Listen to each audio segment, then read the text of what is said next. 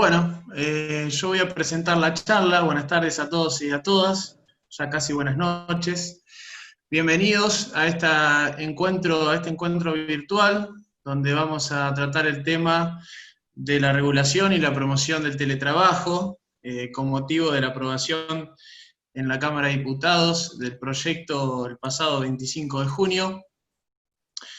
Quería decir que, bueno, esta charla está organizada por el Consultorio Jurídico Gratuito de la Universidad Nacional de Rosario, que además de un espacio de asesoramiento gratuito a los vecinos y vecinas de la ciudad, intenta ser un espacio de formación académica y de discusión de políticas públicas en el sentido de garantizar accesos a los derechos, ¿no? Y con ese motivo, bueno, hoy vamos a estar hablando de los derechos que le conciernen a los trabajadores en esta nueva modalidad de trabajo. Adhieren a esta charla el Colegio de Abogados de Rosario, que están representados por la doctora Verónica Reynoso, su vicepresidenta, a quien agradecemos la participación. También está con nosotros la presidenta de la Comisión de Enlace Social, la doctora Mercedes Beltrán, compañera de comisión. Gustavo Álvarez, quien hizo posible este encuentro, contactándose con Héctor, del nuevo espacio de graduados, y el doctor Sebastián Serrano Lou, presidente del Instituto del Derecho de Trabajo y Seguridad Social del Colegio de Abogados. Y por supuesto agradecerle la presencia al doctor Héctor Recalde, ex diputado nacional, asesor de la CGT, docente de la UBA, y bueno, escritor de numerosas obras referidas al derecho del trabajo, a quien agradecemos su presencia y quien va a ser el principal expositor de este encuentro.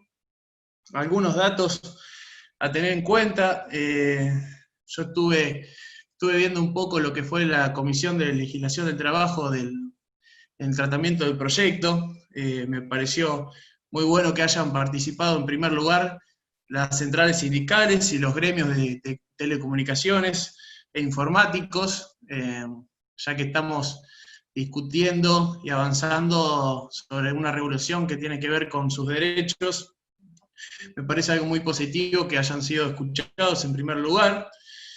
El primer proyecto de teletrabajo fue impulsado por Carlos Tomada, ministro de Néstor Kirchner, en 2007. Luego hubo varios proyectos, bueno, Héctor, si me equivoco, me podrá corregir, ya que fue diputado. Hubo varios proyectos, pero que no prosperaron, y a partir de del 2020, y con este contexto de pandemia, y ya una necesidad de aplicar esta modalidad en los hechos del teletrabajo, se presentaron 17 proyectos de ley en las cámaras. Este proyecto que fue aprobado intenta regular un piso mínimo de derechos, que entiendo yo que después las especificaciones de cada actividad se la van a otorgar en los convenios colectivos de trabajo, pero en una valoración personal me parece algo muy positivo y que se regule garantizando los derechos de los trabajadores, por lo menos un primer paso en ese sentido. Antes de darle la palabra al doctor Recalde, le voy a conferir la palabra al doctor Serrano Alou, que como dije es presidente del Instituto de Derecho del Trabajo y de Seguridad Social. De nuevo agradecerle, Héctor, por tu presencia y tu disposición para tratar este tema que nos interesa tanto y que nos parece muy necesario discutir de acá al futuro. Así que muchas gracias a todos y a todas para participar, y le dejo la palabra al doctor Alou. Bueno, muchas gracias, Juan. Gracias al consultorio jurídico, como dije en los grupos en los que difundí la actividad. Es un grupo de colegas jóvenes con un empuje envidiable realmente. Este año se han movido y mucho. Parece que la pandemia no los ha frenado, sino que los ha potenciado en todo lo que han hecho. Y bueno, gracias por motorizar esta actividad entre tantas otras, por invitarnos a participar de manera tan solidaria. Y bueno, la verdad que ustedes se pusieron al hombro y yo acá estoy como invitado y se los agradezco. Y bueno, pasando un poco al tema, para no robar más tiempo, previo agradecerle a todas y a todos tomarse este tiempo en un día feriado para participar de la actividad, quería tirar algunas cosas que por ahí andan dando vuelta en distintos ámbitos en cuanto a esta ley de teletrabajo, y aprovechando que está Héctor con su experiencia, que siempre nos enseña y nos marca el camino de una manera bastante clara, dada su experiencia en estos temas, preguntarle si no estaba un poco acelerado el tratamiento de esta ley de teletrabajo. No, nadie puede negar que es una modalidad que ha venido para quedarse, pero por eso, con más razón, no sé si no hubiera sido mejor sacar alguna ley para la coyuntura y dejar para después, con un tratamiento más cuidado, una ley que tenga en cuenta los principios y fines de la normativa laboral, que sea realmente una ley que mejore la situación que la ley de contrato de trabajo provee a los trabajadores, que sea una ley que mejore sus derechos, porque se presenta la duda si luego en los convenios colectivos, más en una situación de crisis como la que estamos y la que vamos a quedar después de la pandemia, los trabajadores van a poder lograr estas conquistas.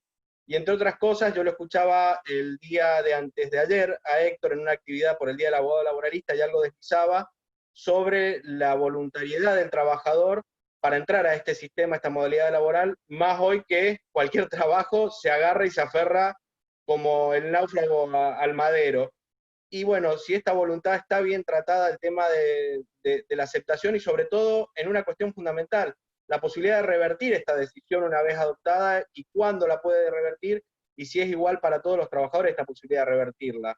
Otra cuestión, la siempre presente lucha del capital por apropiarse de mayor parte de lo que produce el trabajo, y no sé si está del todo bien tratado el tema de las herramientas laborales y la compensación de los gastos del trabajador. Veíamos hace unas semanas en Suiza que hasta se condenó a pagar parte del alquiler a una empresa para trabajadores que hacen teletrabajo. Cuestiones como son los derechos sindicales, que algo también comentaba Héctor, que estaría bueno que hoy se pueda explayar. Cuestiones como las cuestiones de género, si están bien tratadas, y bueno, todo lo que él pueda decirnos en cuanto a cómo ve este anteproyecto que ya tiene media sanción, qué podría haber sido mejor, qué le está faltando, qué puede uno tomar como positivo. Y bueno, sin robar más tiempo, gracias Héctor por tu participación y como siempre por enseñarnos algo y marcarnos con claridad por dónde va la cosa. Antes de que empiece Héctor, gracias doctor Alou, antes de que empiece Héctor quería aclarar que al final el doctor Lautaro Milman, que pertenece también al Instituto de Derecho del Trabajo, va a transmitirle a Héctor las preguntas que pueden ir haciendo en el chat, algunas preguntas obviamente, porque calculo que serán varias, y bueno, podrán ir preguntándole acerca de lo que él expone. Ahora sí le dejamos la palabra a Héctor. Le pido a los muchachos del consultorio que me traten por el nombre de pila y nada de doctor Serrano Lobo, así no me siento que ya estoy pasando para el otro lado, así me siento más cercano. Sí. Ok, Seba. Bueno, no sé si me escuchan. ¿Me están escuchando? Sí, Héctor. Perfecto. Bueno, yo me llamo Héctor, exactamente. La verdad que coincido con lo que decía Sebastián en cuanto al sentido de oportunidad. Pero no le quiero aguar la fiesta a nadie, porque realmente cuando uno ve cómo se votó esto en la Cámara de Diputados, realmente hubo un consenso enorme, 214 votos a favor, 1 en contra y 29 abstenciones. Yo tengo mis más y mis menos. Traté de hacer un análisis, como diría mi mujer cuando me castiga, una descripción objetiva de la realidad. Entonces, tomé a una especialista en el tema, Cecilia Anigstein, que hizo una elaboración, y los aspectos que veía, digamos, en una consulta habrá hecho, los aspectos positivos sería que el teletrabajo causa menor estrés, mejor conciliación entre la vida familiar y laboral, esto lo dice ella, mayor flexibilidad en las opciones de vida, mayor inserción laboral para mujeres y jóvenes. Yo lo pongo así pegado con alfileres, estoy citando. Los que están cuestionando esto dicen que va a haber problemas de salud, va a haber desmejoramiento de las condiciones de vida y debilitamiento de los lazos sindicales. Digamos que este último punto es casi indudable, el debilitamiento de los lazos sindicales. No solamente eso, yo también vi algunas consultas que se hicieron, y lo que las compañeras y los compañeros hacían teletrabajo, lo que más extrañan es a los compañeros. Es decir, este aislamiento está bien con la pandemia, pero por eso hablo del sentido de oportunidad. Yo creo que es peligroso el cambio en este contexto. Sobre todo cuando el primer punto a cuestionar de todo lo que están aprobados es cuando hablan del consentimiento del trabajador. Es decir, esto es, la verdad, es vivir en otro país, en otro momento y en otras circunstancias. Hoy es muy difícil hablar de la libertad en la elección de una determinada vía por parte del trabajador. El trabajador está condicionado por todas las cuestiones que son de público y notorio, la desocupación, la precarización, el gran trabajo en negro, la caída de la actividad. Es un momento muy especial. O sea que esto realmente es para cuestionar. Las otras, lo mismo con la reversión del consentimiento. Es hablar de una libre voluntad que en mi criterio está absolutamente condicionado. La periodicidad, son todos buenos, digamos, buenos propósitos, que uno no podría estar en contra de estos objetivos. La periodicidad, el sistema del control de la jornada y la carga de trabajo, ¿quién va a hacer esto? ¿Cómo va a tocar el timbre el inspector de policía de seguridad y trabajo? ¿Va a entrar en el domicilio a ver si se cumplen las condiciones de higiene? En algún momento, por supuesto, a muchos trabajadores y trabajadoras les va a ser cómodo, aunque griten los chicos y los perros ladren, pero bueno, esto mezclar, no creo que sea lo más saludable mezclar el lugar de trabajo con el lugar donde uno vive. Entonces, estos son los cuestionamientos. El derecho a la desconexión. Volvemos a hablar de la libre voluntad de los trabajadores. Es decir, esto de desconectarse, yo estoy seguro que por más que haya un horario para estar conectado, si el empleador necesita algo, lo llama a las 10 de la noche. Porque, digamos, ¿qué le va a decir que no, que está desconectado? No, conectate. Lo va a llamar por teléfono y conectate, que tenemos que ver. Me parece bien la provisión de equipamiento, la compensación de gastos, la protección de los datos personales, que por otro lado están ya, la protección de los datos personales está previsto en la legislación vigente, ¿no? Y el rol sindical. El rol sindical es muy difícil de implementar en estas cuestiones. Por eso, esto digamos, de mezclar, o combinar el teletrabajo con el trabajo presencial junto a los compañeros, me parece que tendría que estar muy, muy regulado. Está bien que esto se deriva a los convenios colectivos de trabajo. Yo me pregunto, ¿las organizaciones sindicales están en buenas condiciones para imponer condiciones al sector empresario para regular todas estas cosas? Por eso lo primario, yo lo decía a Sebastián, que surge como inquietud es el sentido de oportunidad. Estamos viviendo en la Argentina en este momento donde realmente pasa todo lo contrario a lo que uno postula como principios, como convicciones, que es el amucharse, estar abrazándonos al otro, el estar en las calles manifestándonos, todo lo contrario, estamos aislados. Y abrazarse es un pecado, porque realmente están en contra de todas las indicaciones sanitarias del momento. Por eso me parece que tendríamos que ver con mucho cuidado esto. Tuvo 214 votos a favor y uno solo en contra. Ahora está en el Senado, no sé qué va a pasar en el Senado. Tengo a alguien a quien preguntarle, pero no me animé por no mezclar los vínculos familiares, ¿no? Que es Mariano Recalde, que es senador. Pero no quiero... O sea que, digamos, esto es un análisis preliminar que hice. Hay algunas declaraciones de sindicatos que están, sobre todo ATE tuvo un cuestionamiento a esto que estamos hablando, como que tiene que ver, digamos, que puede aumentar el trabajo en negro, que nosotros tenemos un altísimo nivel de trabajo no registrado, y la imposición de compartir el trabajo presencial con el teletrabajo, están postulando un teledelegado. Es decir, esto la verdad es innovativo, ¿no es cierto? Y lo otro es ver cómo se pasa de un modelo industrial, al que estamos acostumbrados, que exista sobre todo en el movimiento obrero, más que en general, a uno digital, un sistema digital de compañerismo. Hoy en día, según estuve leyendo, el teletrabajo solo ocupa un 8% del total del teletrabajo. Ahora, también hay que contemplar las cuestiones de cuidado. Yo tuve la suerte de tener a Lucía Simi Orbón como asesora mío cuando era diputado, que es una especialista en las tareas de cuidado. Y también hay que ver, yo que soy un feminista por definición, lamentablemente la igualdad entre el hombre y la mujer no se consigue. Nosotros hemos bregado, desde el ni una menos las mujeres avanzaron muchísimo, pero hay una desigualdad irritante en la realidad.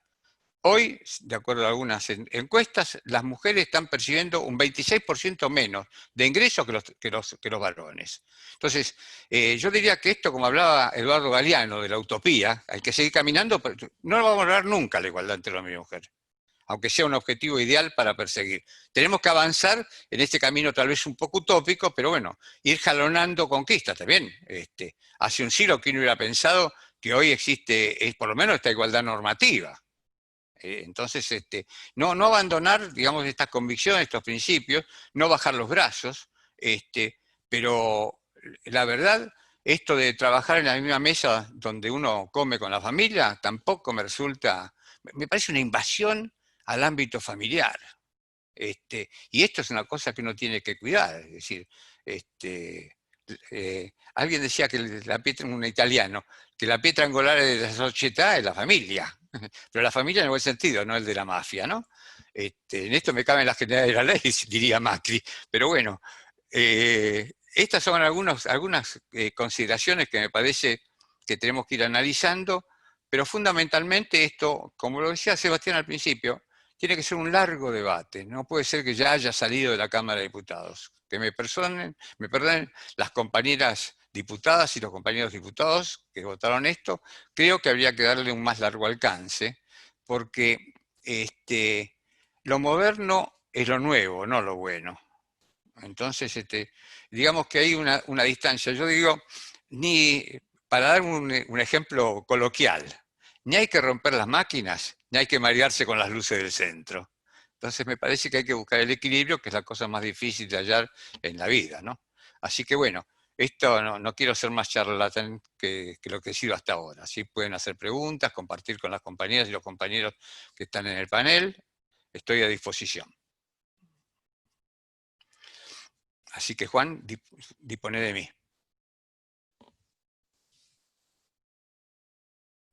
Lo dejé mudo. Ahí le paso la palabra al doctor Lautaro Milman para que le traslade las preguntas que fueron surgiendo, Héctor. Bueno. ¿Qué tal, Héctor? ¿Cómo le va? Buenas noches. ¿Qué tal? Buenas noches a todos y a todas. Primero, agradecerle primero la presencia al doctor Héctor Recalde. Y bueno, estamos abiertos. Yo simplemente soy un canal para poder pasarle las preguntas al doctor Héctor Recalde. Si las quieren ir volcando en el chat que tenemos acá del Zoom. Pero bueno, por así decirlo de alguna manera, se me ocurre preguntarle cuál sería su opinión, digamos, Héctor, en este caso, que usted plantea la necesidad de tratar de rediscutir un poco más, digamos, este proyecto que de alguna manera se sancionó entre gallos y medianoches. Por ejemplo, ¿qué le cambiaría a usted, qué le modificaría a usted o qué cuestiones se podrían plantear?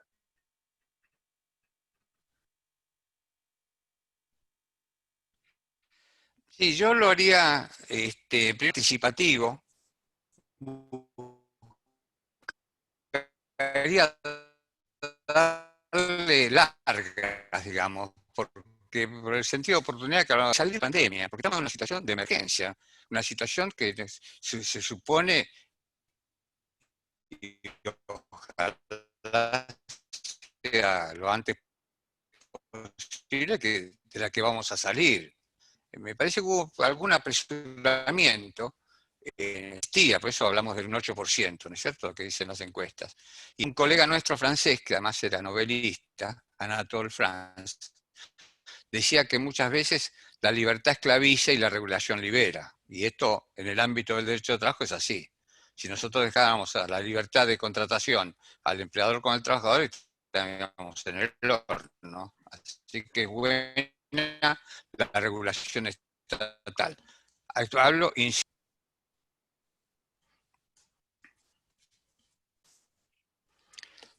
habilita pregunta, Juan. Sí, acá me están consultando, por ejemplo, si el trabajador puede elegir la modalidad de trabajo, si se puede arrepentir Sí, puede arrepentirse, sí. digamos, de elegir. De acuerdo a la norma, sí. Tiene derecho a la reversión. Incluso tiene derecho digamos, al sistema mixto. Parte en el domicilio y parte en el lugar donde están los compañeros de trabajo. En el establecimiento, en la fábrica, en el comercio. ¿Eh? Claro, sí, sí, sí. Otra de las preguntas es, ¿cuál sería su opinión sobre la fijación de la jornada en el acuerdo individual en base a las horas y también a los objetivos del artículo 4 del proyecto que se presentó? Me parece que estamos en la mejor oportunidad del mundo para regular ahora y para siempre la jornada de trabajo. No puede ser que tengamos la jornada de trabajo más larga del mundo. Son muy pocos los países que tienen 48 horas semanales. Este es el momento propicio, porque está pasando en la realidad, en bajar a 40 horas. Cuando yo era diputado, con mucha prudencia, traté de bajar de 48 horas a 45 la jornada de trabajo, pensando que preexistía. Hay muchas compañeras y compañeros que trabajan 9 horas por día durante 5 días, eran 45. No lo logré. Lo ideal sería bajar, porque insisto, se está dando, o reducir la cantidad de días semanales, o bajar a 40 horas directamente, como existe en la mayor cantidad de países de Europa. Incluso en algunos lugares se trabaja 35 horas, otros 39. Somos los campeones del mundo en cantidad de horas trabajadas. Fíjense que alguna legislación hablaba de, cuando flexibilizaban, hablaba de las 2.400 horas anuales. Es una locura, porque era a partir de que se trabajan 200 horas mensuales y lo multiplicaban por 12. O sea, como diría De Angeli, minga de vacaciones, no les contaban las vacaciones. 2.400 horas. Es decir, este es el mejor momento. Es decir, la crisis también, de acuerdo a la concepción oriental, significa oportunidad. Esta crisis tiene que ser una muy buena oportunidad para bajar la jornada semanal de trabajo. Sin duda. Sin Si, duda, si pongo mucho énfasis, porque soy así, medio italiano para hablar, no hablo con las manos también. Está muy bien. Otra de las preguntas que consulta la compañera Luisa Contino es qué le parece en esta situación de crisis si no resulta poco adecuada que la negociación no es una situación de disparidad, digamos, el tema de delegar mucho los aspectos de las negociaciones colectivas. Sí, sí, Luisa, en la pregunta que hizo hay un metamensaje que es lo que yo acabo de decir, así que coincidimos con Luisa Contino en que no es la mejor ocasión. Por eso. Acá... Soy muy sintético en las respuestas porque trato de que no monopolizar, estoy en contra de los monopolios. Está muy bien, Héctor. Le voy pasando otras preguntas. Entonces, Sí, adelante, ¿cómo empezaría a después jugar? pido auxilio al panel, ¿eh? Sí, sí, sí, no hay Está en el panel problema. que quieran meter balsa, que metan balsa, ¿eh? Es un panel abierto. Aparte Por están supuesto. preguntando bastante en el chat del Zoom. Bueno, Otra de las preguntas es cómo empezaría a jugar el deber de colaboración de los trabajadores con la patronal, por ejemplo. Y bueno, el deber de colaboración está en la ley vigente. Por eso, digamos, en un momento esencial como este, a veces uno tiene que ceder un poco, porque también hay unas necesidades empresarias que se dan en este momento que lo establecen los artículos 62 y 63 de la ley de contrato vigente, el deber de colaboración. Así que hay que hacerlo y de buena fe. Pero con los límites, obviamente, ¿no? Con límites. Depende también de cuál es la resolución de la empresaria, del empleador. Pero si es razonable, hay un deber de colaboración que ya está en la ley vigente. Otra de las preguntas, por ejemplo, que está consultando es, en caso de que, por ejemplo, lo que hablábamos de que el trabajador quiera cambiar, por ejemplo, la modalidad, pero el empleador se niegue en forma fundada, Bueno, si ahí no puede llegar a pasar lo del artículo 212, segundo párrafo, y no se estaría librando de alguna manera la judicialización. Bueno, eso, digamos, eso tiene que ver con el ius variandi, ¿no? El derecho del empleador a variar las condiciones no esenciales del contrato de trabajo. Puede lugar, si hay un exceso, puede dar lugar al despido indirecto, o abstener si no cumplir la resolución empresaria, ¿no?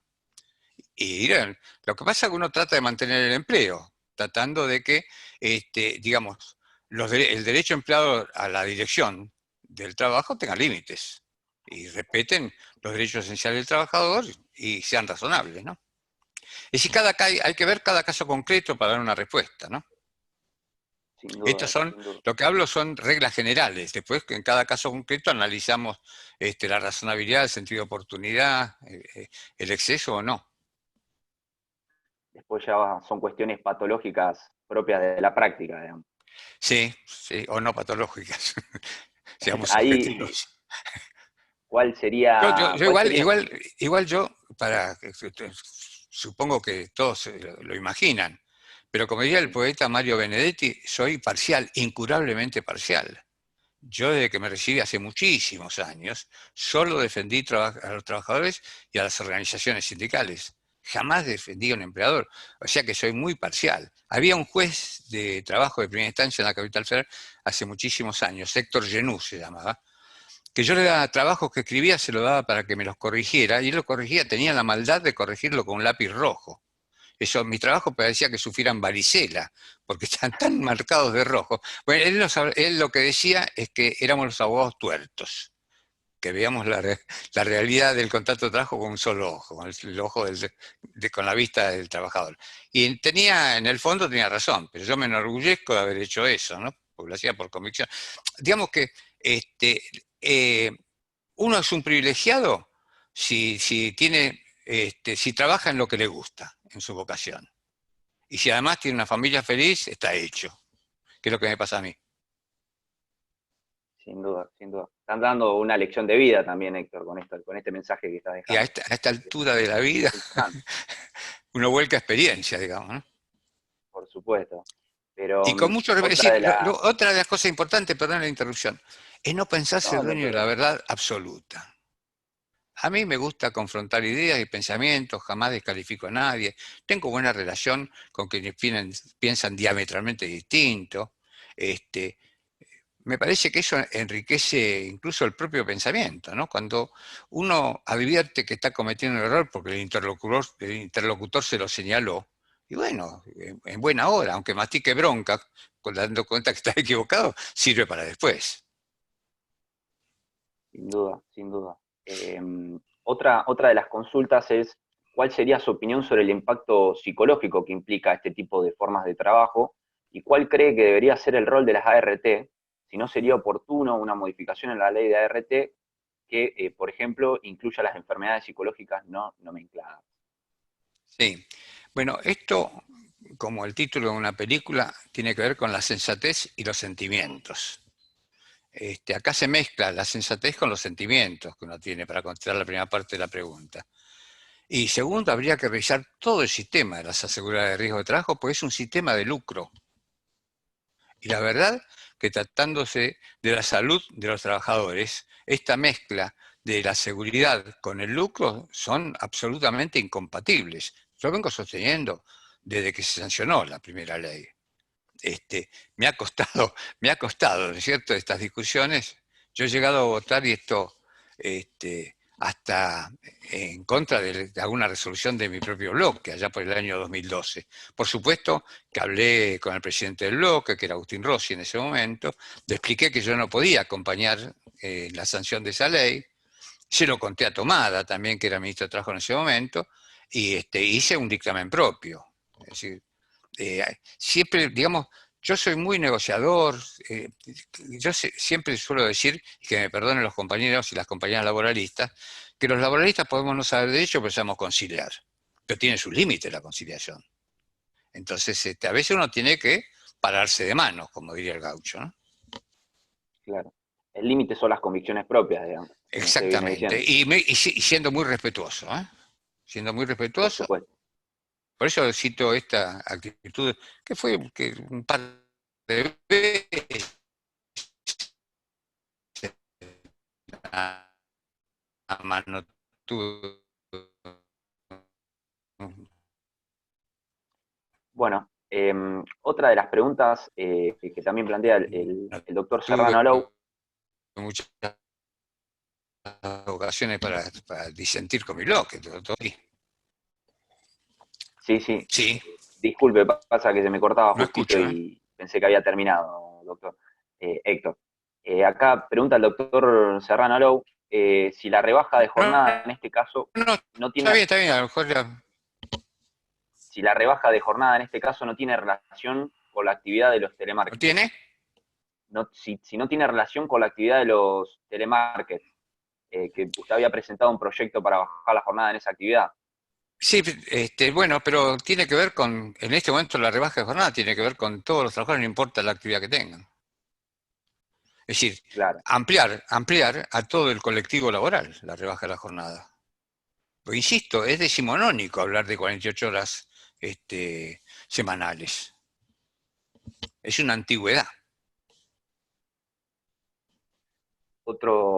Otra de las opiniones por ahí que se vuelcan, que coinciden con ustedes, la cuestión en cuanto a la jornada de trabajo, y que este sería el momento, digamos, de plantearlo, y plantean que sostiene que deberíamos aprobar una semana de 35 horas como máximo. Si para ustedes es compatible que el teletrabajo con una jornada de 48 horas semanales. Bueno, esto ya lo contestó de alguna manera, Sí, pero quisiera yo agregar digo algo que al respecto. la aspiración sería llegar en algún momento a las 35 horas. Me parece un poco utópico hoy pretender llegar a las 35 horas. No porque esté mal, sino porque me parece un poco irrealizable cuando nos cuesta salir de 48 a 45, por ejemplo, nos costó. Y la realidad es esa. Es más, nosotros todavía en nuestro derecho del trabajo, para autocrítica y asumir un poco de vergüenza colectiva, tenemos unas 20 leyes laborales nacidas durante la dictadura cívico-militar que no logramos derogarlas. Y no porque no hayamos presentado proyectos, no se logró. Alguna vez habría que investigar.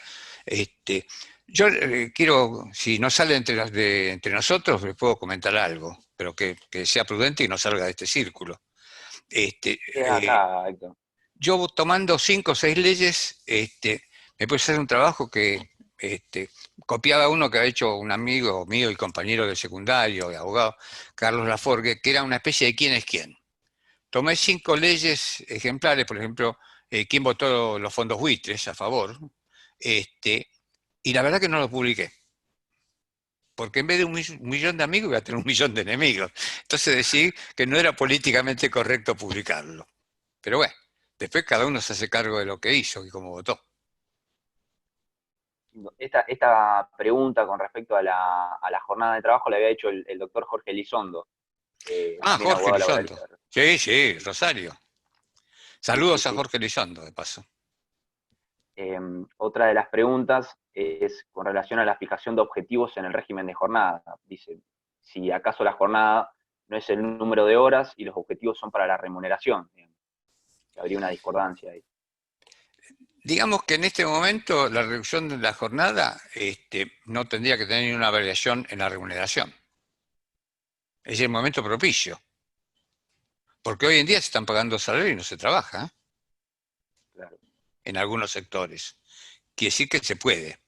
No quiero decir sí se puede porque sería antagónico con mi posición partidaria.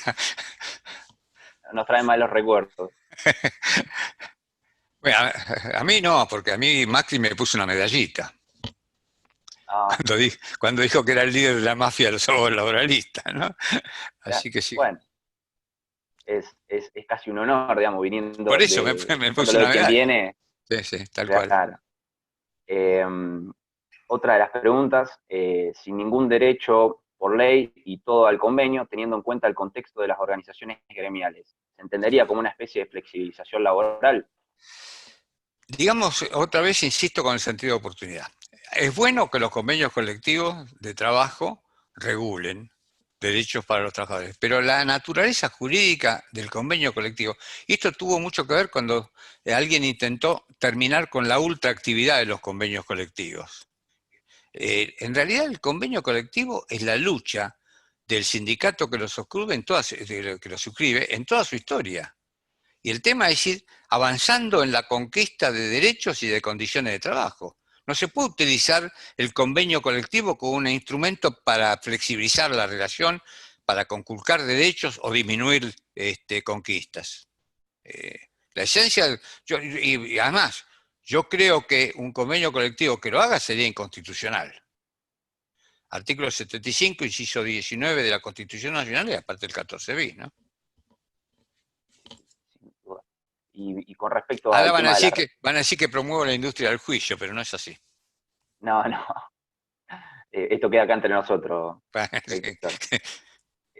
Pregunta la doctora Charo Dumas, o de alguna manera opina que si en la Argentina, digamos, no existe el derecho a la desconexión, menos se va a poder reducir la jornada. Es bastante... Digamos que lo que no hay que hacer es bajar los brazos, es cierto, como una descripción objetiva de la realidad, es cierto, pero no hay que bajar los brazos en el sentido de seguir peleando por la justicia social, ¿no? Que es un poco, fíjense, en realidad nos apropiamos del lenguaje en materia de derecho del trabajo. Porque abogados laboralistas somos los que defendemos trabajadores, y en realidad el abogado empresario que hace derecho laboral también tendría que ser abogado laboralista. También ellos tampoco se asumen, ¿no? Prefieren tal vez muchos tener el rol de abogado empresario que abogado laboralista. Pero bueno, es con todo respeto lo digo, ¿no?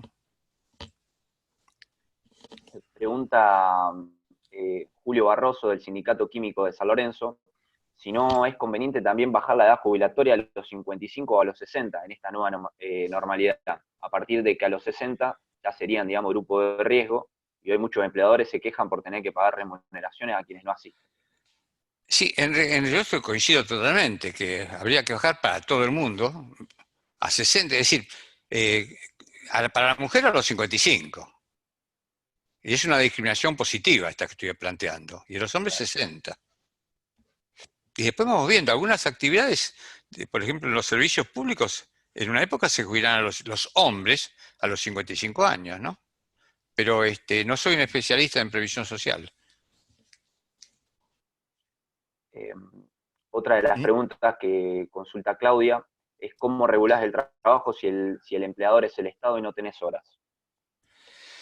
Yo creo que cuando se trata del Estado depende del gobierno que administre el Estado para que se cumplan todas las normas protectorias que tiene el empleo público.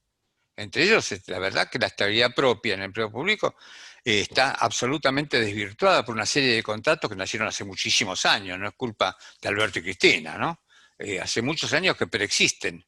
Y esto hay que ir saliendo de esos contratos falsos, fraudulentos, en su medida y armoniosamente, decía el general. Pero hay que salir de ese sistema. Después pregunta también Marcela Beatriz Leiva, si en un mismo establecimiento hay varios gremios representando a las diversas actividades, ¿puede haber tantos contratos colectivos de teletrabajo como actividades y gremios haya? Y sí, porque lo que dice Leiva supone que son sindicatos, me imagino que a actividades se refiere, que tienen en televisión, por ejemplo. Tienen personalidad gremial y cada uno tiene su convenio colectivo. Así que coexisten, por supuesto, coexisten. Otra de las preguntas que hace el doctor Jorge Boazo es si usted no cree que la oportunidad sería hoy en razón del imperio de la realidad, es decir, que los hechos se imponen, digamos, a la realidad. Sí, tan de acuerdo estoy que yo diría la oportunidad fue ayer, pero sigamos. También consulta el doctor Jorge Elizondo, creo que el derecho a la desconexión es una vieja nueva cuestión, dice, si no crees, Héctor, que no solo debe existir en el teletrabajo, sino en todo tipo de trabajo. El derecho a la desconexión. No sé en otro tipo de trabajo cómo se aplicaría la desconexión, pero sí es similar a aquellos que hacen teletrabajo, por supuesto. A igualdad de derechos, ¿no? En igualdad de condiciones, igualdad de derechos, debería ser, ¿no? ¿Cómo está previsto que el Estado ejerza su poder de policía en el teletrabajo? Bueno, esas son las dificultades que tiene el teletrabajo, una de ellas, ¿no? Yo lo simplificaba diciendo, ¿cómo hace el inspector de policía de trabajo? Toca el timbre y entra en la casa. A ver si lo muerde el perro todavía. Es difícil practicar eso. Incluso es cierto, y uno admite que muchas compañeras y compañeros trabajadores les encantaría hacer teletrabajo porque les gusta estar en el ámbito familiar. Yo creo que exclusivamente teletrabajo en el ámbito familiar no es saludable. Y hay dificultades para que un inspector de trabajo invada la intimidad del hogar. Y ahí las cuestiones de higiene y seguridad, ¿cómo funcionan? Y si se cae por la escalera porque fue a buscar la pelota y se quebró una pierna, ¿es accidente de trabajo? Claro, sí, sí, sí. No, son todas cuestiones que, Son digamos, cuestiones ameritan un fácticas, ¿no es cierto? tratamiento. Sí, Es que es difícil, ¿no? No es de fácil solución. Pero también, digamos, uno no tiene que resignarse a ver si hay nuevas modalidades como esta, ver cómo buscar la protección del trabajador con el máximo de garantías normativas que uno pueda lograr. Y para eso hay que tener la imaginación de Julio Verne, ¿no? como usted dice, no vamos a romper las máquinas, pero Claro, tampoco hay que tampoco marearnos adaptarse de con las alguna luces manera. del centro, con la modernidad. Exactamente. Otra de las cuestiones que consulta el doctor Cristian Bussi es si el proyecto establece que el no cumplimiento de los objetivos planteados por el empleador sería causal de despido, o por ejemplo el tema de la desconexión o el deslogueo también sería causal de despido. Bueno, ahí son cuestiones fácticas, obviamente. Si no se permite la desconexión, porque el empleador se lo llamó en una jornada que tiene de 6 a 14, lo llamó a las 18, hay un exceso en la facultad de organización del empleador. Son cuestiones fácticas que se aplican las generales, ¿eh? No los generales, las generales de la ley. No, los generales no.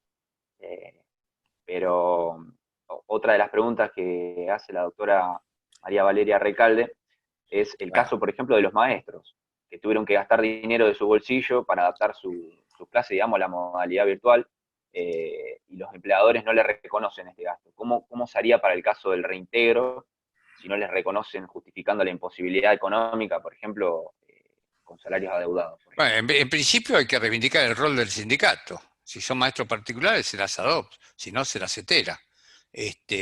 Pero recurrir al reclamo sindical primero, ¿no? Para que no, el rol del sindicato es el que evita la represalia al reclamo individual del trabajador. Entonces, utilizar ese mecanismo colectivo, ¿no?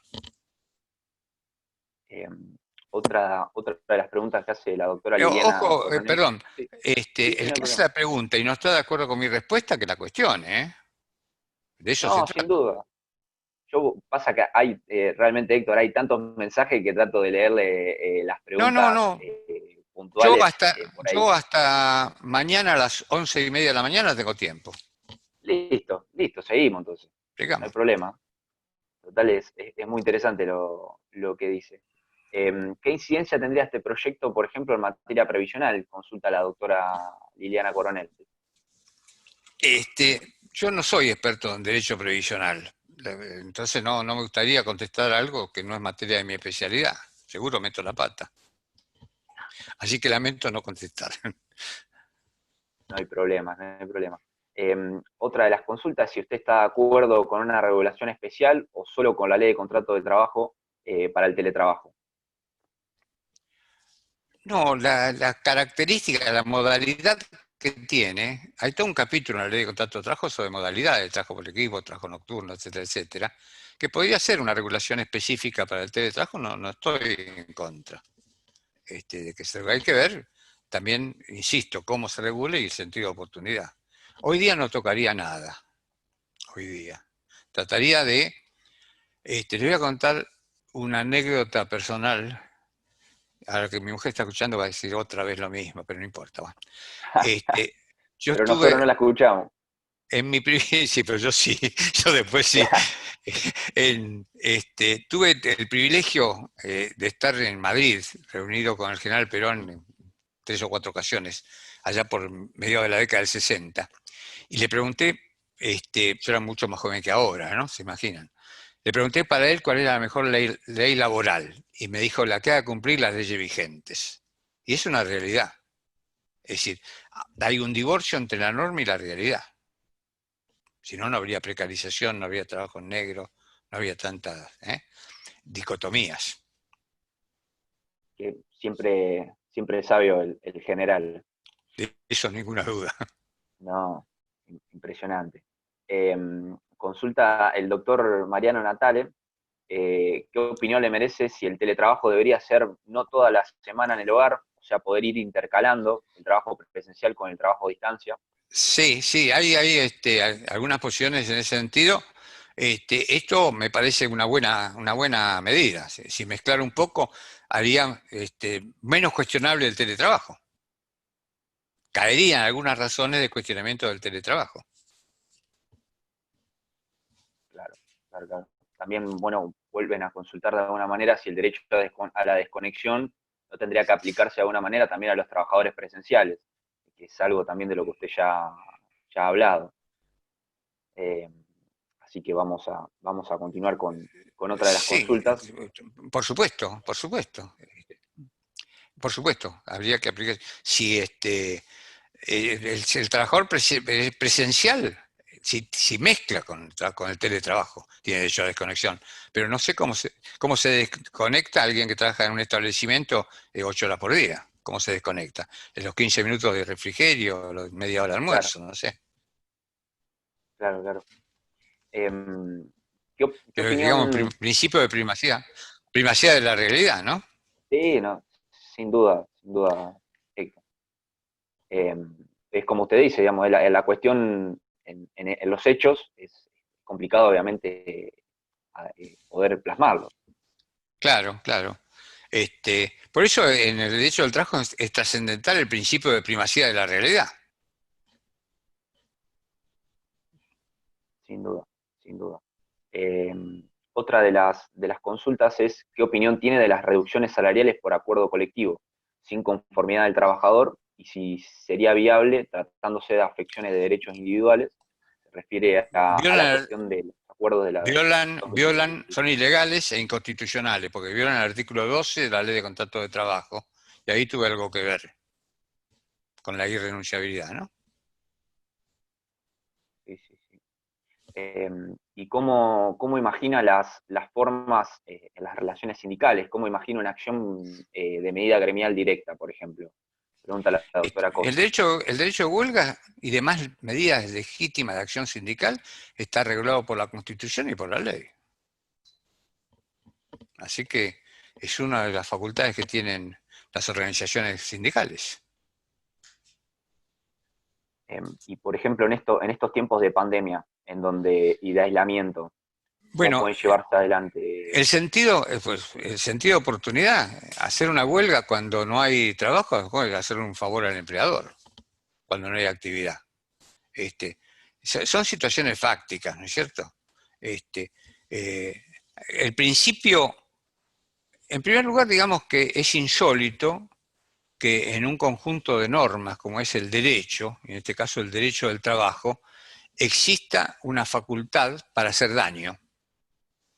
Porque la huelga es el derecho a hacer daño, pero existe, y la única manera de que encontró el legislador para hacer que, digamos, defender los intereses, conquistas y derechos de los trabajadores colectivamente, ¿no? El derecho de huelga. En nuestro caso es un derecho constitucional. Insisto, con las demás medidas legítimas de acción sindical que regula la ley, ¿no? Porque, digamos, la imaginación del movimiento obrero es muy rica. Me acuerdo del trabajo a tristeza, el trabajo a desgano, el trabajo a reglamento. Son modalidades de la huelga, ¿no? Sin Algunos que duda. querían limitar, algunos especialistas en derecho de trabajo del sector empresario, que querían limitar este derecho, decían que la huelga solo era el abandono concertado colectivo durante toda la jornada de trabajo. Cuantas veces resulta mucho más sencillo a la comisión interna, al delegado o al sindicato hacer otras modalidades de lucha, ¿no? Siempre con un criterio bastante restrictivo. Bueno, estos defiendan intereses empresarios, entonces es lógico que tengan un criterio restrictivo, como es lógico que yo trate de tener una metodología más amplia, ¿no? Por supuesto.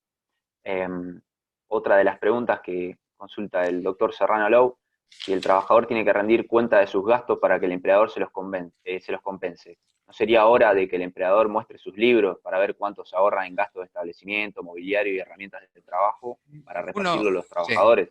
por supuesto. Uno de los problemas más grandes con los trabajadores remunerados en parte o total o en parte a comisión es el derecho a la información que tienen para registrar, revisar los libros de las empresas. Si hay algo que le preocupa mucho a un sector empresario es vedar el acceso a la información de los trabajadores. Porque teniendo, por ejemplo, cuando uno va a discutir un convenio colectivo del sindicato, tiene un buen acceso a la información de cómo está el nivel de rentabilidad de las empresas. Hoy justo nos encontramos con Pablo, te mando un saludo. ¿Qué pasó? Era el santiagueño. Se abrieron un par de micrófonos. Pero yo los escucho, ¿eh? Ahí lo silenciamos, Héctor. Tranquilo. Bueno, digamos que el derecho a la información hoy está reglamentado por la ley general. Así que es una cosa que la información es poder. Cuanto más información tengan las organizaciones sindicales, los trabajadores, más poder van a tener en la lucha por sus derechos y sus conquistas. Así que hay que defender ese derecho a la información. Sin duda, porque ahí también plantea el doctor Serrano Lau que estaríamos a un paso de poder ver los libros de la empresa y hablar también de la participación de las ganancias de los trabajadores. Bueno, usted sabe que hay todo un análisis. Yo en el 2005, en la feria de invierno, como sabía que iba a ser diputado por el lugar que tenía en la lista, era un lugar seguro, entrar seguro, como se dice en la jerga política, Claro. hice un posgrado en Derecho Constitucional en la Facultad de Derecho de la UBA. Y uno de los temas era la dificultad que había para acceder al derecho a la información normativamente, cuando el derecho es un derecho constitucional. Rolando Pina, que es un constitucionalista, hablaba de las normas programáticas y las normas operativas. Las programáticas son las que necesitan una reglamentación para que se ejerza el derecho. Y las operativas nacen de la letra de la ley. Y si de la letra de la ley, en el caso de los trabajadores, a participar en las ganancias, es tan clarita, tendría que aplicarse. Bueno, es una lucha permanente. Miren, la verdad que tengo mucho escrito sobre eso, pero uno choca de cabeza contra la pared, no hay caso. Además no tienen por qué participar en las pérdidas los trabajadores, pero sí participar en las ganancias, porque la Constitución no dice que con participación en las ganancias y en las pérdidas, ¿no? O sea, dice que con participación en las ganancias, con control y colaboración, ¿no es cierto? El control también piden colaboración, pero no dejan el control. Claro, porque si no pareciera que lo único que hay que dividir serían las pérdidas. En cambio, las ganancias... Sí, digamos que si hay una característica en una economía de mercado como la nuestra es la ajenidad del riesgo del trabajador con la empresa. Ahí ajenidad del riesgo, pero hay derecho a participación en las ganancias. Otra de las preguntas... Una diferencia enorme, ¿no? Sí, sin duda. Normativamente hablo. Otra de las preguntas que hace en cuanto a los accidentes domésticos, ya que la ley establece una presunción a favor del trabajador, que serían considerados accidentes de trabajo. Por ejemplo, usted que mencionaba el caso de que va a buscar la pelota del hijo y se cae por la escalera. ¿Qué opinión tiene usted al respecto? Y la presunción a favor me parece muy buena. Porque es muy difícil. ¿Con qué testigo aprobar? ¿Con el hijo? Claro. ¿Con la madre? ¿Con la esposa? ¿Con el tío? ¿Con el abuelo? No tiene testigo para probar el accidente. Por eso la presunción es buena. El problema es el empleador, cómo hace la prueba en contrario, ¿no?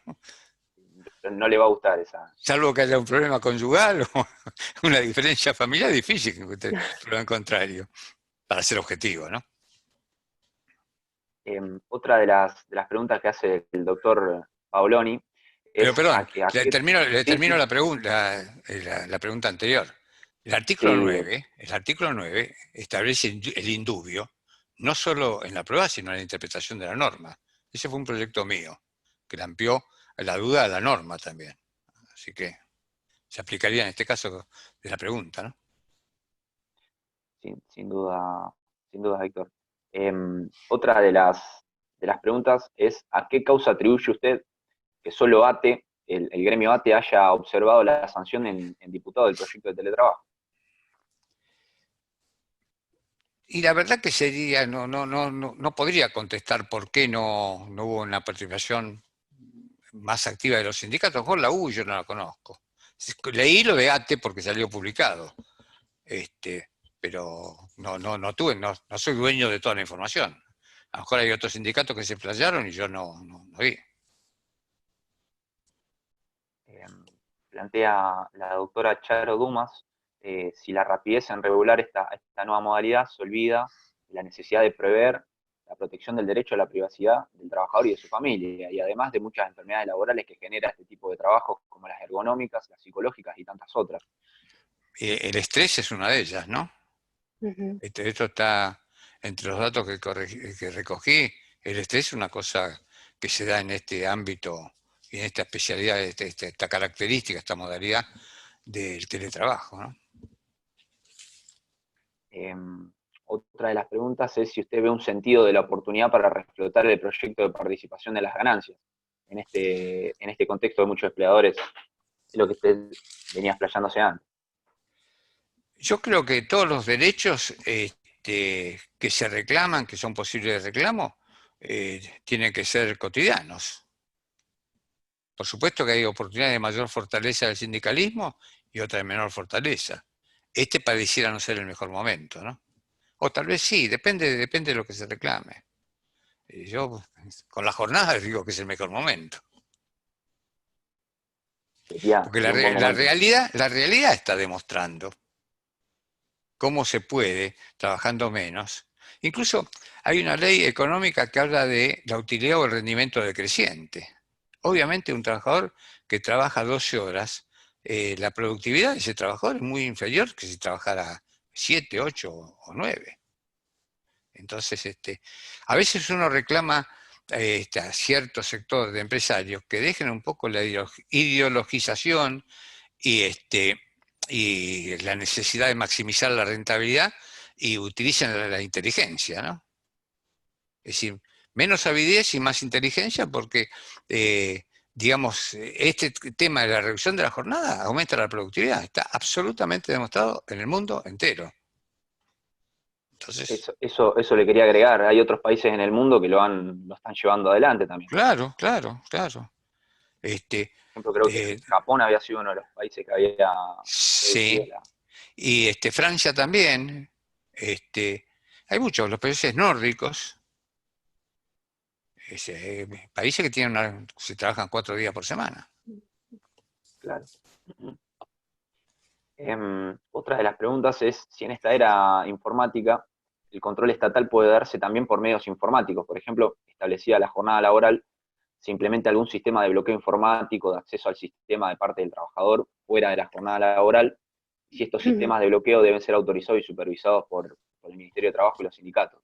Sí, digamos que yo no soy especialista en informática, pero evidentemente la evolución de la tecnología tiene que tener algunos elementos que favorezcan el control y la inspección por parte del Estado, ¿no? Así que bueno, como hoy estoy muy peronista, Perón decía, si tengo 2 brazos, ¿por qué voy a jugar con uno solo, no? Utilizar todas las herramientas para llegar. Si hay sistema informático como para hacer una especie de control desde afuera, bárbaro. Y eso puede haber, porque uno puede controlar una computadora, una máquina, cuánto tiempo estuvo trabajando, no sé. La técnica no es lo mío. Mi abuela decía que yo podía hablar de cualquier cosa, pero era mi abuela. La abuela siempre nos dice eso.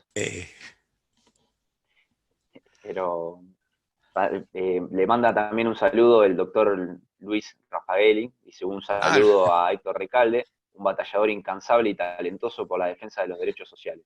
Le comprende la general de la ley a Luis porque somos amigos. Así que otro saludo, Luis, gracias. Otra de las preguntas es, ya que además Luis Rafaeli es camarista en la misma sala que es camarista de mi mujer, así que más afinidad imposible. Lo conoce bien. Sí. Además lo conozco hace muchísimos años. Incluso viajamos a Alemania juntos hace muchísimos años. La Fundación Konrad Adenauer invitó a 5 o 6 laboralistas a viajar y viajamos juntos, así que muchísimos años antes, ¿no? Él es más joven que yo, ¿eh?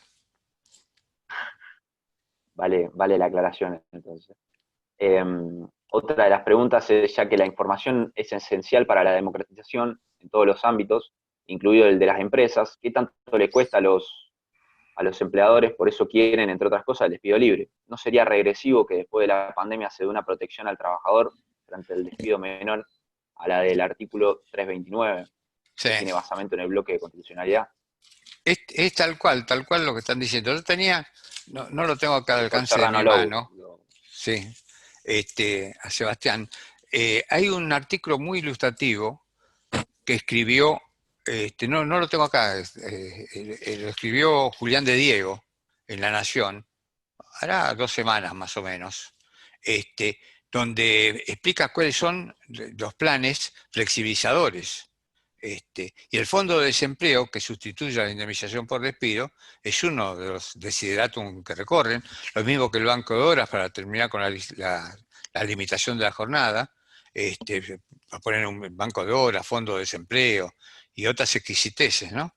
Si hay que leer qué es lo que opinan los abogados que defienden empresas para ver un poco cuál es la capacidad de respuesta que tenemos los que defendemos trabajadores, ¿no? Con respecto a las otras posiciones, ¿no? Yo no, Sin duda.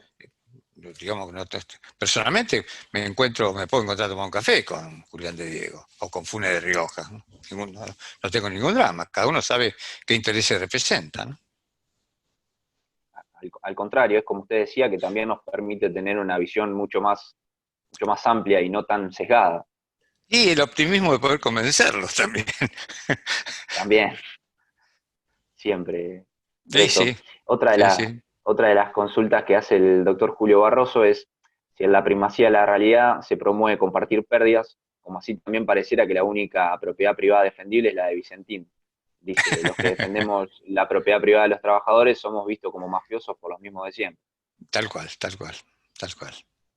Y se lo dijo el líder de la mafia. Como no le van a sacar más ese modo. Mejor. Yo tengo una explicación para eso. Yo en el año 2000, como diría Discépolo, en el 2000 también, le gané una práctica, defendiendo a los trabajadores del correo, cuando el grupo SOCMA, Macri, estaba a cargo de la elección, le gané, estaba presionando a los trabajadores a desafiliarse de los sindicatos. Y le hice una querella por práctica antisindical, y la ganamos, defendiendo a uno de los sindicatos. Y le aplicaron una multa, era el 2000, o sea que era el peso y el dólar equivalían, una multa de $300.000, que fue con destino, en ese momento, en el 2000, con destino a Patricia Bullrich. Me preguntarán por qué, cómo puede ser. Y porque Patricia Bullrich en el 2000 era ministra de Trabajo. Y las multas que no lograba eran con destino al Ministerio de Trabajo. Había que preguntarle a Patricia Bullrich si la cobró, ¿no? Son las vueltas de la vida. Por ahí venía entonces. Hay anécdotas, uno va recogiendo anécdotas. Hay tantas, en esta profesión hay tantas. Uno de los fallos plenarios importantes que se dieron en la justicia de trabajo de la capital federal, digamos, era contra manufactura algodonera. El juicio, el plenario era Alegre contra manufactura algodonera. Alegre se llamaba Cornelio. Cornelio Alegre contra manufactura algodonera. No me hagan decir a Cornelio como lo llamaban en el establecimiento, en la fábrica, los compañeros.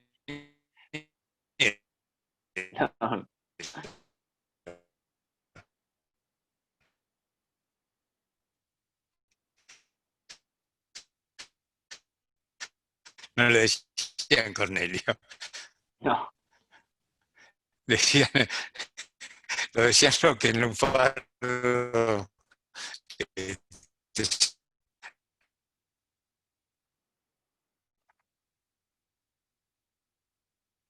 Son cosas que...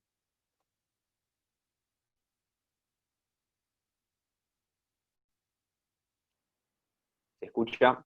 Ahí creo que se trabó un poco la conexión. Sí, no se escucha nada. ¿Ahora? ¿Ahí se escucha? ¿Ahí sí? Ahí sí, ahora sí. Buenísimo. Estábamos hablando de Cornelio. Sí, pero no quería decir cómo lo llamaban en la fábrica. No, lo guardamos para otro momento. Impectore. Preguntan si el artículo 92 ter, la autoría de Héctor, si no sería la prueba de que se puede disminuir la jornada sin disminuir salario. ¿El artículo 92 ter? ¿Qué dice? No me acuerdo. De la RCT de autoría de Héctor. No sería la prueba de que se puede trabajo a tiempo parcial, Héctor. Ah, sí. Sí, por supuesto. La verdad, uno se olvida de lo propio, ¿no? De lo ajeno no, pero de lo propio se olvida.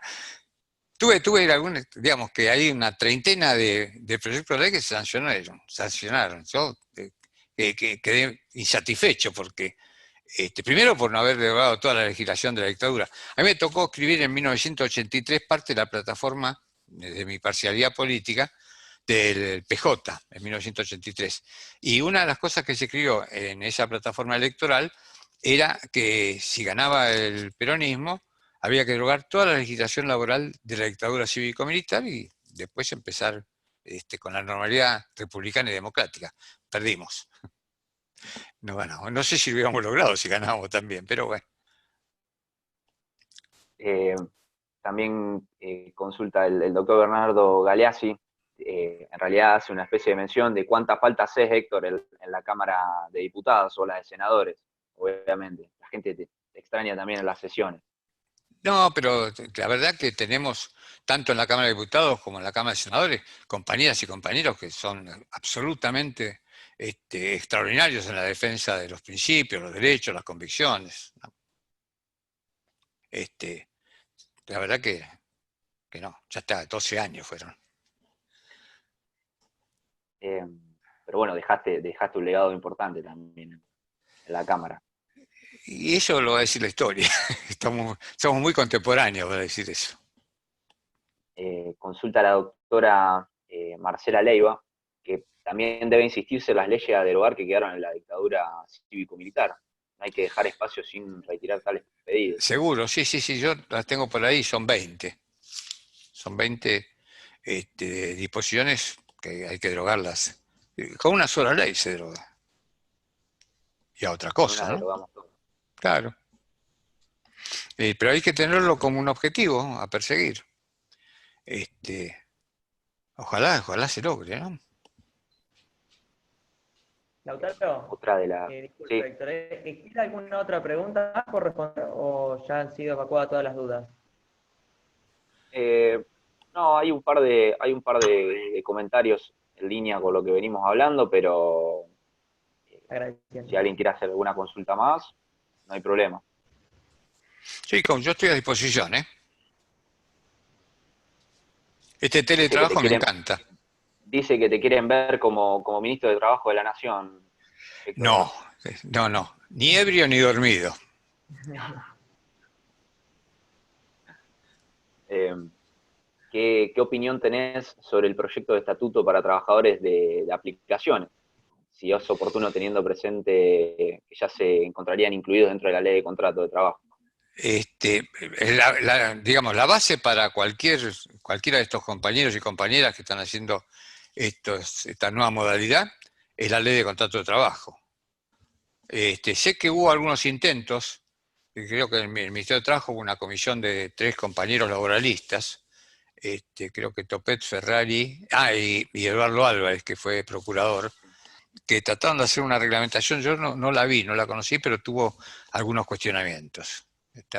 Por supuesto que en la medida que el Estado cumpla su rol y regule estas actividades, partiendo de la base de la ley de contrato de trabajo, que son laburantes, tal vez haya que hacer una especie de iter criminis para llegar a quién es el que se queda con la rentabilidad, con la plusvalía, diría mi amigo Carlos Marx, de ese trabajo, para saber dónde recae la responsabilidad última. Lo que hay una responsabilidad, vamos a ser claros, que alguien se queda con la guita, bueno, ese es el responsable. Sin duda, Héctor. Bueno, voy a también otro comentario del doctor Raffaelli. Dice, Héctor Recalde pudo reparar con su labor legislativa el desguace de la ley de contrato de trabajo. En mi modesto criterio, la más importante fue la ampliación del concepto de irrenunciabilidad del artículo 2. No sé si coincidís vos, Héctor. El que coincide con eso es alguien que sabe muchísimo más que yo, que es el doctor Juan Carlos Fernández Madrid. Ponderó muchísimo esa reforma de la ley, del artículo 12 de la Ley de Contrato de Trabajo. Así que me remito a sus dichos para no ser autorreferencial. Y después siguen llegando comentarios de la gente que está muy contenta de poder escucharte a través de estas nuevas tecnologías y estas nuevas actividades que se fueron surgiendo a través de la cuarentena, ¿no? Sí, pero explíquenle que hay derecho a la desconexión, ¿eh? No, pero la gente está muy contenta. No, yo estoy muy agradecido, la verdad que estoy muy agradecido. Muy agradecido a ustedes que invitaron, a los compañeros de la Universidad de Rosario que tuvieron la idea, al panel, a los que están haciendo preguntas. Estas cosas tienen que ver con el compañerismo, tienen que ver con la solidaridad, con la vocación, con lo que uno pretende lograr en base a principios y convicciones, ¿no? Así que feliz aquel que pueda trabajar en lo que le gusta, ¿no? Es lo que me pasa a mí, y a ustedes también, seguramente. Pues está hasta ahora escuchando las cosas que digo yo, hay que tener mucha paciencia y mucha vocación.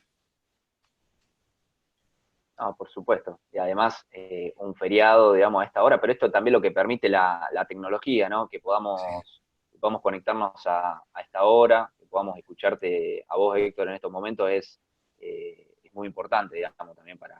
Yo diría, para ser un poco exagerado tal vez, que no hay feriados para la lucha por la justicia social. Sin duda, sin duda. Todos los días se puede ir aprendiendo un poquito más. Además, digamos que el Día de la Independencia tiene mucho que ver con este trabajo que estamos haciendo. La independencia también tiene que ver con las limitaciones a la capacidad de dirección que tienen los empleadores. Forma parte un poco de la independencia del ser humano que trabaja asalariadamente. Como diría alguien, todo tiene que ver con todo, ¿no? Por supuesto. Además tuve gratificaciones, la verdad. El último libro que saqué, que ya 12 años de historia, derechos, etcétera, etcétera, tuve el privilegio de que el prólogo lo hiciera Cristina Fernández de Kirchner. Así que son, como diría, satisfacciones que uno tiene, diría un actor, un viejo actor. Un enorme reconocimiento también. Por eso, digamos, uno recoge, la verdad. Miren, no solamente esto, sino, si les puedo contar una intimidad y nos sale entre nosotros, cuando no había pandemia y había manifestaciones populares en las calles, sobre todo en la ciudad de Buenos Aires, donde yo habito, una de las más grandes satisfacciones era encontrarme con compañeras y compañeros que aún no lo reconocían y lo abrazaban, etcétera, etcétera. Ese reconocimiento es invalorable. Sin duda, Héctor. Bueno, particularmente quería agradecerte por este momento, esta charla que estuvimos compartiendo con otros colegas de Rosario y también de todo el país casi. Esto también es lo que permite, digamos, la tecnología, que haya compañeros que se están conectando de distintas partes del país para escucharte, de Tucumán, de Buenos Aires, de Santa Fe, de Entre Ríos. Bueno, les voy a pasar la palabra, no sé si el doctor Serrano Alou quiere decir algunas palabras como para ir cerrando de alguna manera este ciclo de charla, o si hay alguna otra pregunta en particular que le quieran hacer a Héctor También te tenemos que dejar comer, Héctor, ya después en algún momento. No tengo hambre. No tengo hambre, así que digo, no. Sí. A ver, Héctor, ¿me escucha bien ahí? Sí, perfecto. Bueno, vamos a cederle ahora, yo le voy a ceder la palabra a la doctora Mercedes Beltrán, quien es la presidenta de la Comisión de Enlace Social del Colegio de Abogados, para que haga el cierre formal, no sin antes hacer una mención especial a las doctoras, Verónica Reynoso, vicepresidenta del Colegio de Abogados, y a la doctora Valeria Saba, ¿sí?, que forma parte de Prensa y Difusión y quien hizo posible este Zoom para llevar adelante la actividad. Y por último, y no menos importante, mencionar al consultorio jurídico gratuito de la Universidad Nacional de Rosario, del cual muchos de los que estamos acá formamos parte y nos sentimos muy orgullosos. Y finalmente también, antes de cederle la palabra a Mercedes, agradecerle su participación, fundamentalmente por brindar sus conocimientos y también por la modalidad en la que se ha llevado adelante este Zoom, que no solo ha permitido, digamos, escucharlo, sino también tener una interacción con los participantes, por lo tanto nos vamos muy contentos, no solo los organizadores, sino también las más de 140 personas que han participado en el día de hoy. Así que bueno, agradecerle a usted su presencia virtual. Y ahora sí le cedo la palabra a Mercedes. El agradecido soy yo, ¿eh? Y escuchamos a Muchas gracias, Héctor. Hola, ¿me escuchan? Sí. Bueno, Héctor, bueno, ya, ¿qué más decir después de todo lo que han preguntado? De escucharte a vos, siempre tan interesante, aprendemos, escuchamos tus anécdotas. Así que solo decir gracias, aplaudirnos todos, festejarnos, porque como bien dijiste, no es solo un día feriado, es el día de la independencia. Así que digamos, viva la patria, y agradecemos este trabajo conjunto que hemos logrado entre la Universidad Nacional de Rosario y el Colegio de Abogados de Rosario. Así que un aplauso para todos y para todas. Gracias por todo. Gracias. Gracias, chicos. Chao, Héctor. Muchas gracias por participar. No, gracias a ustedes, ¿eh? Ya sí, hay derecho a la desconexión ahora, ¿no? Gracias a todos. Gracias para todos y todas. Pero suerte. Gracias, Héctor. Abrazo a todas y a todos. Gracias.